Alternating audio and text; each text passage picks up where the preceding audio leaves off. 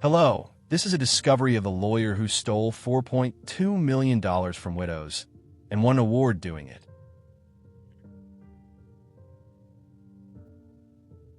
Make sure you subscribe to my channel and hit the button for more top stories.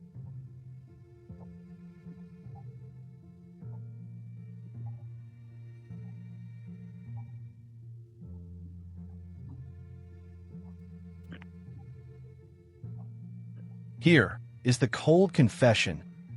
On the night he accepted the Pro Bono Lawyer of the Year award, one of his clients had $0 in her account. She had started that year with $340,000. This is her bank statement. This is his award.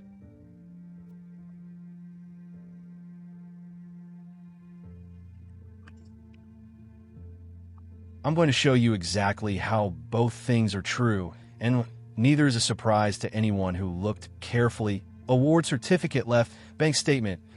Let it breathe for 3 seconds before continuing. Estate lawyers control more unsupervised money than almost any other professional class in the world. When someone dies, the people left behind are grieving. They're not reading contracts. They're not auditing accounts. They are trusting someone to handle it. And in most jurisdictions, the only person checking that lawyers' work is the lawyer themselves. There is no automatic audit, no government monitor, no mandatory third-party review. One corrupt attorney can access dozens of accounts over years without a single flag being raised, because the system assumes they won't. This is not a story about one bad lawyer. It is a story about a gap in the system that he walked through, and that is still open. 3 things in this case do not add up, and I want to answer all 3. First, how did he keep winning awards while he was stealing? That is not a rhetorical question.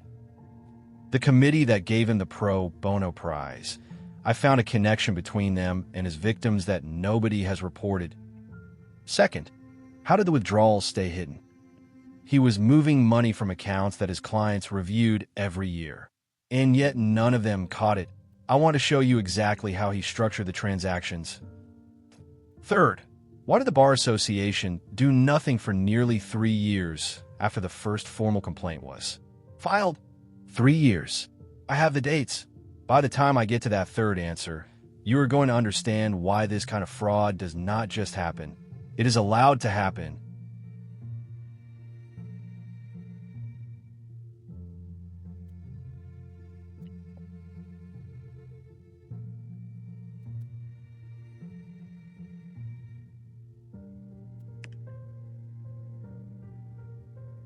For the first 8 years, everything you would find about him was real.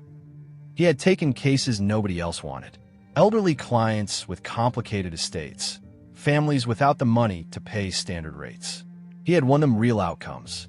He had a reputation that was built on actual work. That reputation is what made the next part possible. It started with one client, a woman in her late 70s whose husband had died, leaving a complicated estate.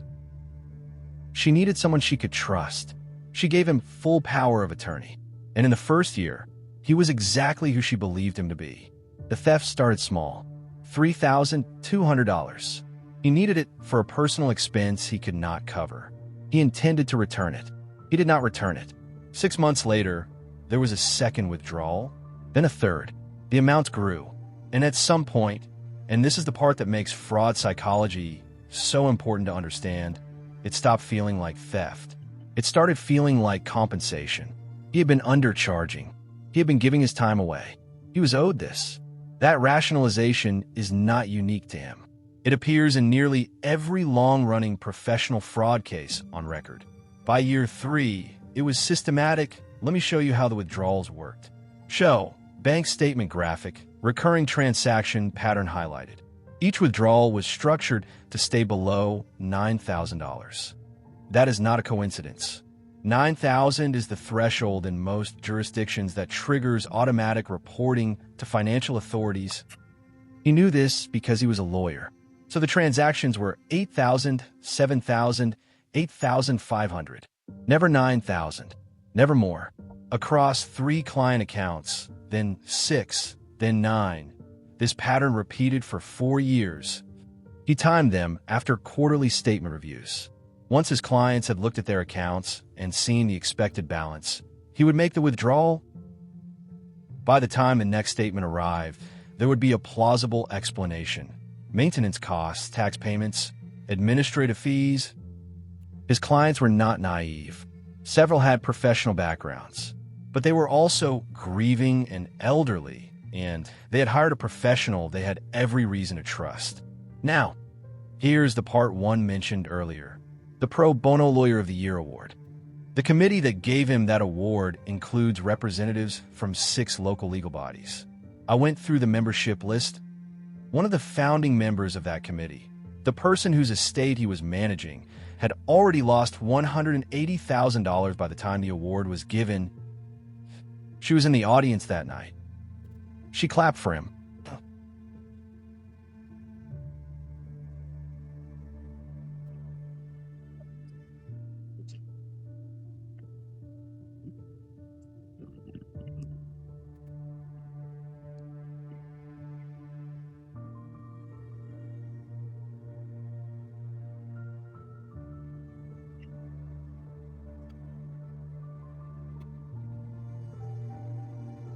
But here's where it gets worse, because this is not just about him. He was eventually caught. A younger client, a woman in her early 60s who was more financially active than his older victims, noticed an irregularity. She hired an independent accountant.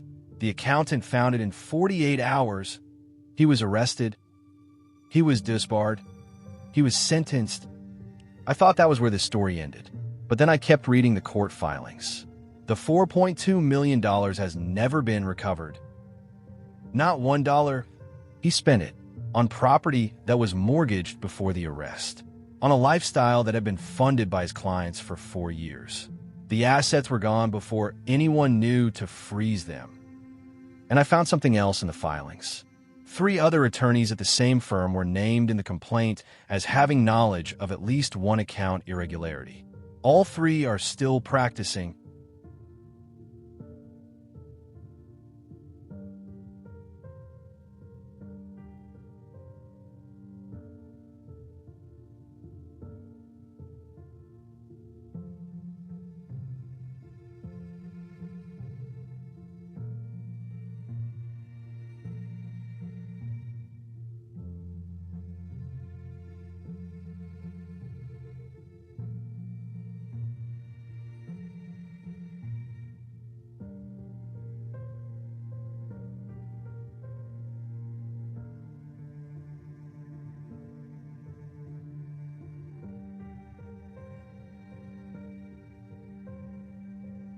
I want to take you through the complaint timeline, because this is the part that should make you angry. The first formal complaint to the Bar Association was filed in March of the relevant year. It was filed by a family member of one of the victims who had noticed an inconsistency during a routine review. Show, timeline graphic, complaint date versus continued practice date. He continued practicing for 26 months after that complaint was filed. 26 months. In that time, he took on 4 new estate clients. The Bar Association's internal review process, the process designed to protect the public, took those 26 months to reach a preliminary finding. By the time the finding was issued, the damage was complete. Now, is this a resource failure? Is it incompetence?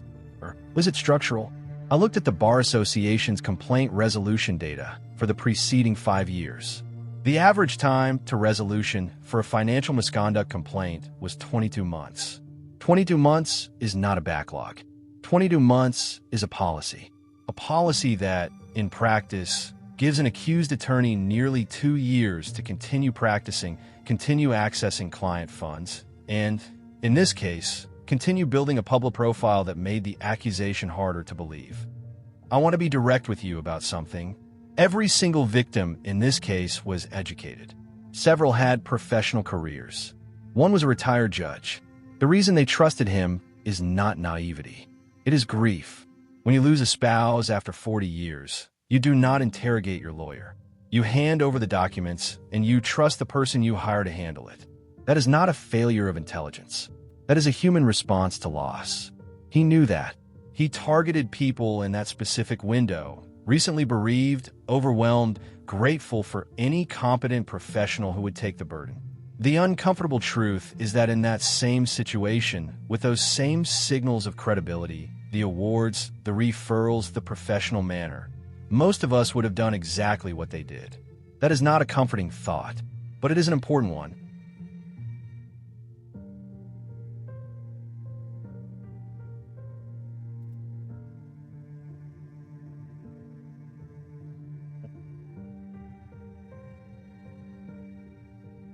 The law that governs how estate attorneys manage client funds requires self-reporting. The attorney reports to the Bar Association. The Bar Association investigates when complaints arrive. There is no proactive audit mechanism. A bill was introduced twice that would have required random third-party audits of estate attorney accounts. A sample, 5% of active accounts per year. The Bar Association lobbied against it both times. The stated reason: administrative burden. That bill has not become law. The gap that this man walked through for 4 years is still open. Right now, $4.2 million. Stolen from 11 clients over 4 years. 22 months to process the first complaint. 26 months during which he continued to practice. $0 recovered. He served 22 months. The law he used to hide for 26 months is still the law. The 3 attorneys named in the filing are still practicing. The award is still on his firm's website. Nobody has taken it down.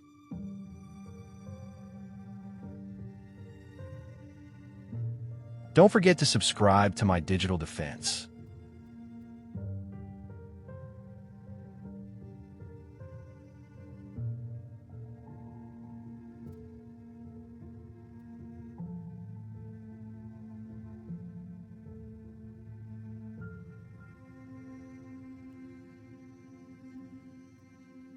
Thank you for watching.